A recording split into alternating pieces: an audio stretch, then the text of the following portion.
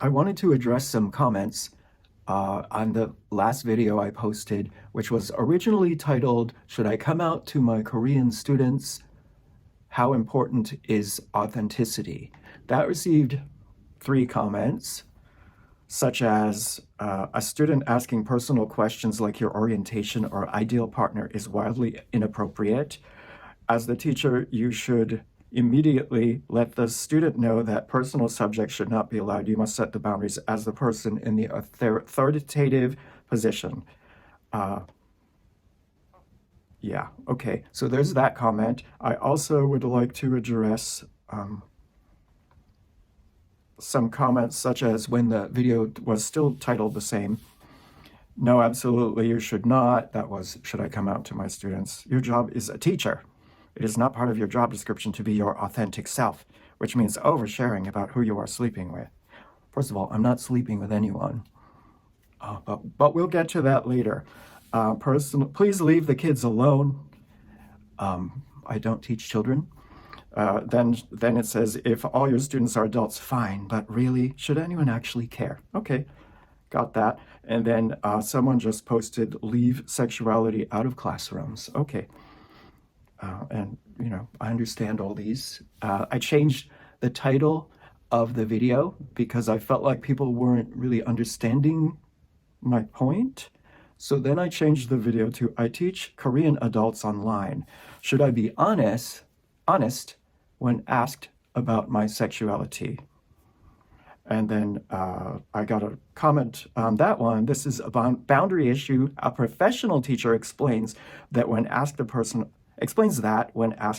question. There's no need to ponder this. Okay, because I said that I like to really think about these questions that arise in my life, because I feel like that's how we grow and learn as humans and have this human experience. An unexamined life is not worth living, someone once said. So, first of all, hello, it's Edward.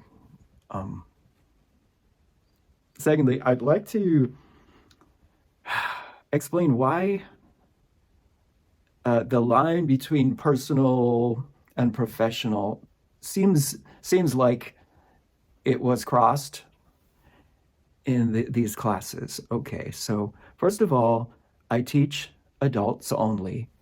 And I did check back. I thought my student was in his late 20s. He actually is 32. My youngest student is 32 years old, an adult. I did mention in the video that they said leave the kids alone. I don't teach children, and when I used to teach children, Chinese children who are 4 to 6 years old, there's no way I would ever even address anything like this, even if it was asked, because I feel like sexuality is not something that children need to be talking to their teachers about. That's something they should talk to their parents about if they have any questions. It's nothing I would ever do.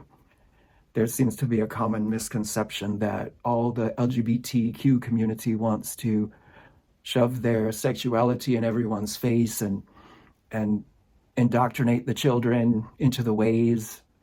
And if anything, I would wish for children to be straight so they can have an easier life, because clearly there's still a lot of prejudice against the LGBTQ community. But okay, so we've already digressed from the topic. When my adult students choose to have a free talking class, it is for the purpose of improving their conversational skills. Okay, we also have classes where we're talking about how to make a sentence properly and expanding their vocabulary, and we are using a textbook.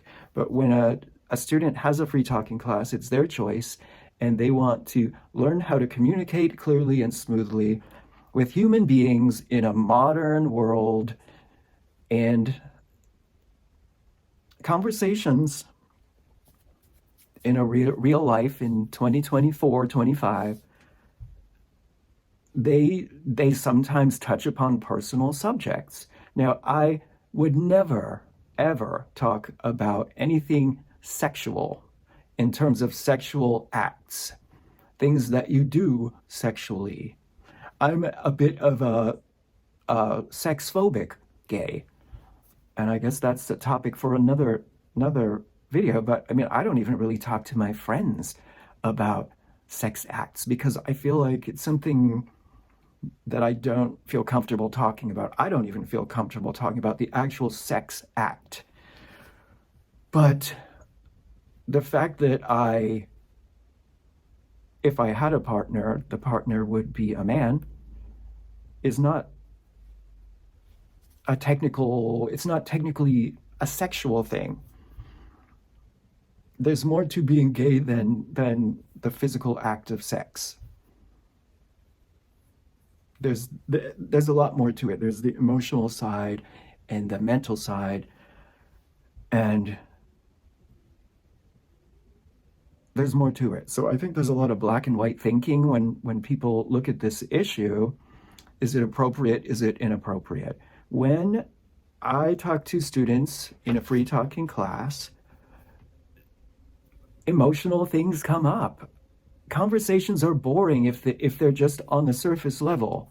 What did you do today? Oh, I had noodles for lunch. How were the noodles? What was in the noodles? All that stuff. Yeah, that's a basic elementary level English conversation. But my students, they're human beings. They're people with feelings and emotions and lives. I mean, I once went to class with a student, and she normally uses her textbook, but I always start the class with, "How are you today?" And she said, not very good." And then she started crying. And so I said, are you okay? You're crying. Do you need, what can I do for you? What can I help you with? And she told me about her boyfriend dumping her suddenly. And she just was in shock. And yeah, she was sad. And we talked about that.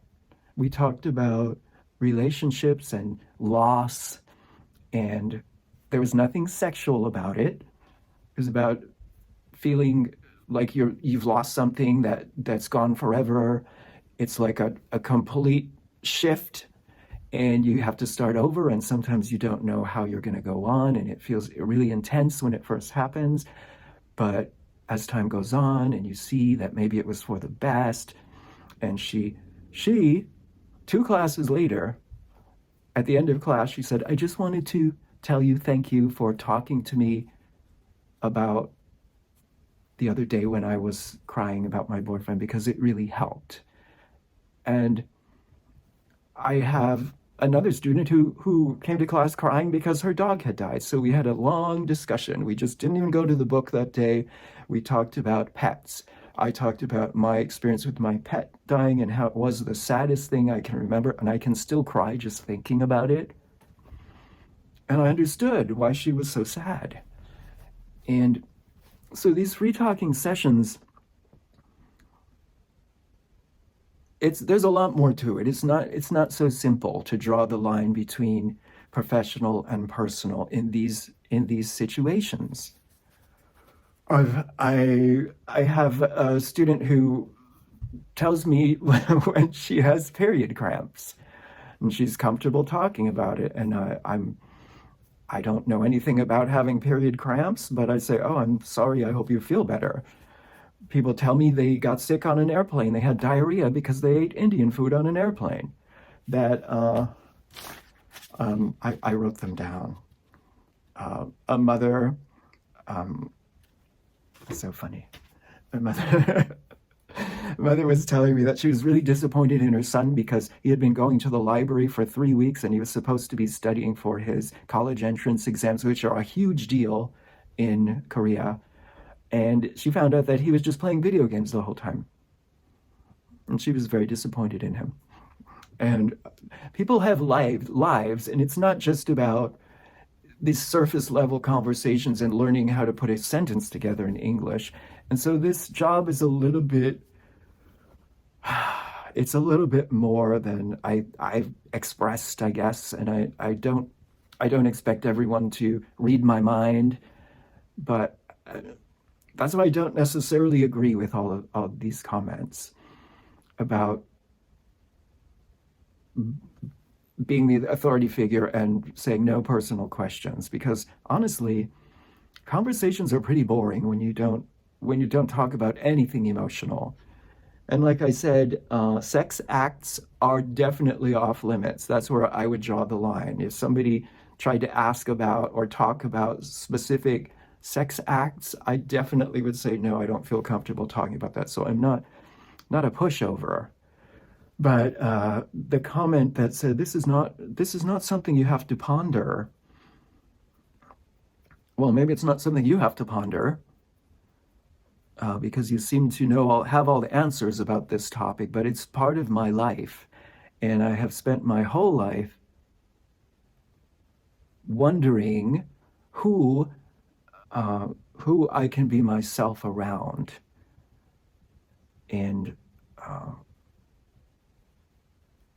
and it's not about sex. It's about more than sex. And if you're a LGBTQ person, I think you can probably relate to your sexuality being a lot more than what you do physically. There's a lot more to it than that. So and also I think some people, like the comment that just said leave sex out of the classroom.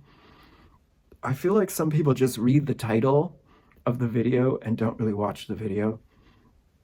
Clearly don't listen, and that's okay. I mean, I do that sometimes too.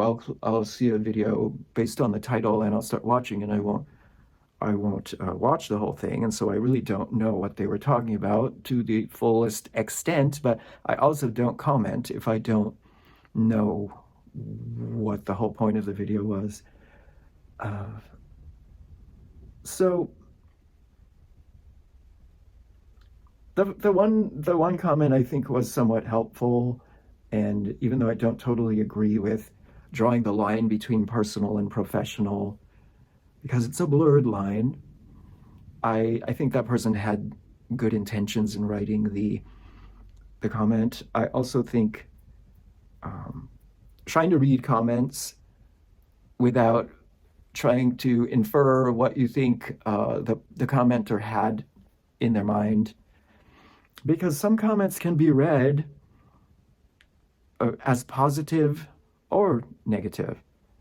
Some of them are not clear, and my mind all automatically goes to negative, like, oh, this is a negative comment, but not necessarily. And so if there's any lesson to be learned from this whole thing, which I probably will continue to work through in my own mind, and not bring it up anymore on video, but I think it's black and white thinking, and thinking we know everything about a situation when we really don't, and not giving people the benefit of the doubt. And that goes for watching a video and commenting on a video, as well as for reading your comments. There are so many nuances to everything, and we don't know everything. So I do appreciate the comments on the video. That video got a lot more views than my videos normally get. Yeah. There's one more phenomenon as well, is I think there tends to be a momentum. When someone writes a negative comment, then the negative comments continue. I feel like somebody feels emboldened by the negative comment, and then they add their little part, their little nugget of wisdom. So groupthink, think for yourself, is important as well. But yeah, going forward, I will definitely think more about this when I'm having conversations with students, and think about the boundaries. And honestly, it doesn't happen very often. And that one student, um, it was a rarity that that happened, but it just brought out these feelings in me of not being able to be true to myself. And so that's why I talked about it on the video, thinking that maybe other people might be having the same experience. And uh, I don't know if that's the case based on the comments, but I don't know. Trying to be part of this modern day culture where people share their thoughts online, and you definitely have to be tough. You have to be strong and toughen up or get off the internet. So far, yeah, I'm gonna keep going and sharing. And I will say, if you have any thoughts, please share them, and I will try to read them with an open mind. And I would say be kind, but it's not my place to tell you to be kind. If you don't want to be kind, then you don't, and that's your right too.